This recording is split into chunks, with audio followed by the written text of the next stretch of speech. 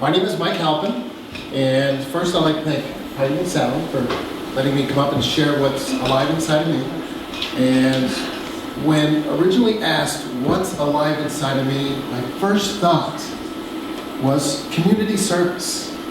Closer to your mom. I currently go around the state of Vermont and I give talks about what I do.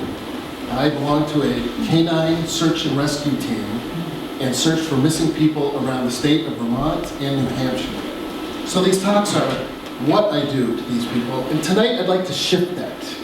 I'd like to shift it from the what I do to the why I do it.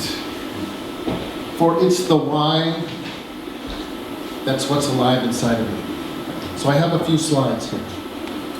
My first slide, this is Sadie. Sadie is now 9.5 years old, and she's a border collie. She tells me what to do every day. Sadie and I have been on 180 searches for missing people and been very successful. It's funny how we came up with Sadie. Sadie was actually a gift for my son, and we're walking out the door. And as we're walking out the door from the breeder, she says, "Get that dog a job." It should have been, "Get the dog a bone," but "Get the dog a job."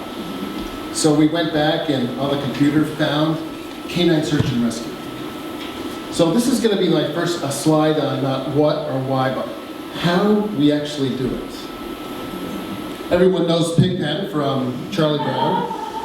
Skin cells. We've trained Sadie to smell skin cells.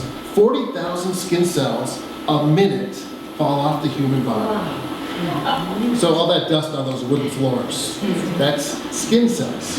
What she does is, as it comes off the missing person out in the woods, it goes along the wind, Sadie smells it, she flies back, tells me I found the human being from hundreds of yards away, brings me back to the person. It's a big game of hide and seek to her. That's how we do it. Next slide.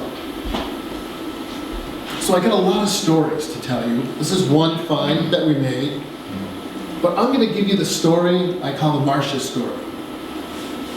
Marcia was a 70-year-old, went missing on a Sunday morning, and Monday at 11 o'clock in the morning, I found her. In a pond, face up, it's snowing. She's been there 13 hours. Wow. Bend down, shake her, and she groans. We brought her out, redressed her, put a blanket around her, a space blanket around her. Now the whole world comes in to help. EMTs, I step back and let them do their job. A moment later, I have a moment to go over and peer over the backs of the EMTs and say, "Marcia, how are you doing?" And she looks up at me and she says, "I feel kind of warm." Minutes later, she was almost gone. Obviously, we made a difference in this lady's life. We made a difference in the family's life. And it made a difference in my life. That was my first find, and I was hooked. Next slide. Now, this sort of tells a picture tells 1,000 words. If you look at the picture of the two people, this is a 3-year-old all night long. Who has the bigger smile? The why I do it. Next slide. Okay, there's two pictures here. This is a topographical map. What you see is a topographical map with these blue squiggly lines. The squiggly lines are the searchers. What I see when I see this picture is at 2 a.m., a 2-year-old is reunited with his mother. Again, the why I do it. The radio cracks at 2 o'clock in the morning. It doesn't matter which team made the find, is that the plan was successful, and now the 2-year-old is reunited with his mother. It was a beautiful night. Next slide. This is another find, a picture, but I'm going to give you another story closer to home. We're in Burlington, Vermont. Everybody's been to the farmer's market. It's crowded.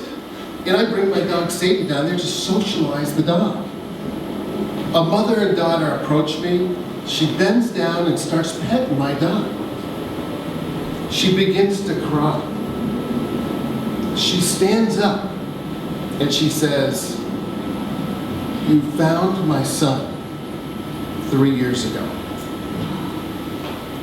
Her son had passed away in the wilderness from mental illness, and we had located her son.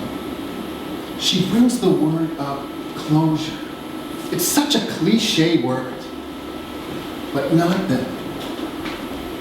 She brings up the word closure. We brought her son out from the woods.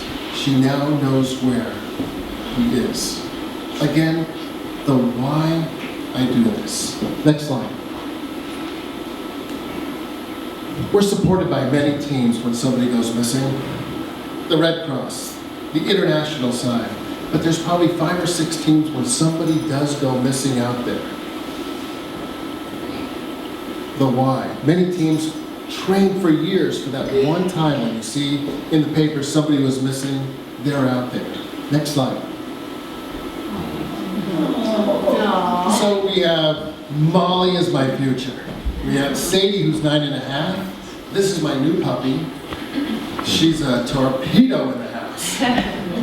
But I'm now training her, and she's going to be very good at the game of hide and seek, search and rescue. Next slide.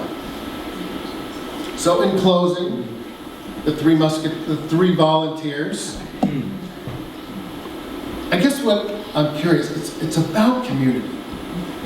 I would like, even though I can't see you because of these lights, I would like a show of hands in a second of all the people in here that in some small way give back to the community. A little volunteering. How many people do that? See, isn't this beautiful? Keep your hands up for a second, and I want you to look around. Look around. This is what community is all about, and I applaud you for that.